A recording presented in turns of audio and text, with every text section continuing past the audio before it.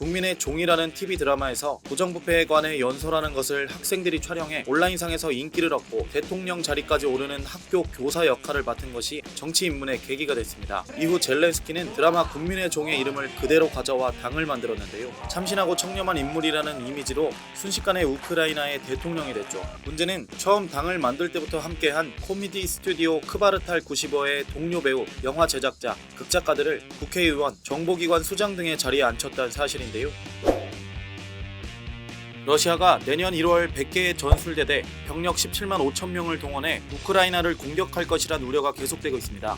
옛 소련의 구성원이거나 그 영향권 아래 있던 여러 나라가 이미 북대서양 조약기구 나토와 유럽연합에 가입하면서 서방 영향권에 들어간 가운데 나토 가입 의사를 밝히고 있는 우크라이나만큼은 절대 이룰 수 없다는 의지를 피력하고 있는 것으로 풀이됩니다.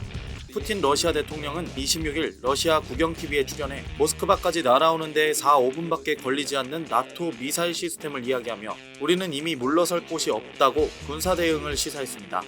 같은 날 카멀라 해리스 미국 부통령은 방송에 출연해 우리가 우크라이나의 영토 보전을 지지한다는 점은 매우 분명하다며 러시아가 침공을 감행하면 이전에 보지 못한 제재에 나설 준비가 되어 있다고 압박했습니다. 이렇게 자국을 두고 러시아와 서방 국가들이 일촉즉발의 긴장감을 조성하고 있는 상황에도 정작 우크라이나 내부에선 다른 걱정이 가득합니다.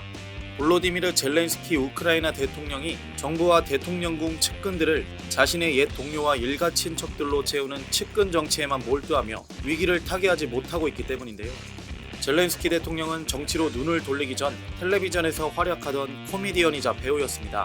국민의 종이라는 TV 드라마에서 부정부패에 관해 연설하는 것을 학생들이 촬영해 온라인상에서 인기를 얻고 대통령 자리까지 오르는 학교 교사 역할을 맡은 것이 정치 입문의 계기가 됐습니다.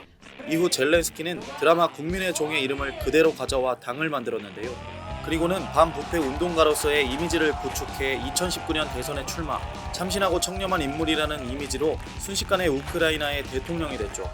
문제는 처음 당을 만들 때부터 함께한 코미디 스튜디오 크바르탈 95의 동료 배우, 영화 제작자, 극작가들을 국회의원, 정보기관 수장 등의 자리에 앉혔다는 사실인데요. 뉴욕타임스는 우크라이나 탐사보도 매체인 비구스를 인용해 외교나 전쟁 경험이 없는 젤렌스키의 측근 36명이 정부 요직을 차지하고 있다고 전했습니다. 대통령궁 실장인 안드리 예르막은 미디어 변호사이자 영화 제작자였습니다. 국가정보국장인 이반 바카노프는 크바르탈 95 스튜디오의 소장이었죠. 대통령 수석보좌관인 세르히 쉐피레는 시나리오 작가이자 프로듀서였습니다. 젤렌스키의 당과 함께 국회의원에 당선된 로만 흐리슈크는 코미디쇼의 헤드라인을 맡은 경험이 있습니다.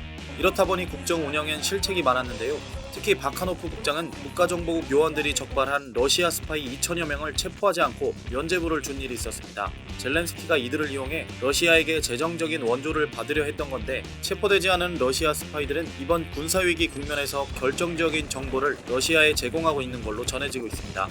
뉴욕타임스는 드미트로 라줌코프 전 하원 의장의 말을 인용해 우크라이나 정치는 마치 한 편의 코미디 호러 드라마 같다고 전했는데요. 전문가 없는 정부, 외교관 없는 외교부, 장군이 없는 군 지휘부가 언제 붕괴할지 아무도 모른다는 그의 말처럼 우크라이나 국민들은 큰 위기 속에 코미디 같은 현실을 마주하고 있습니다.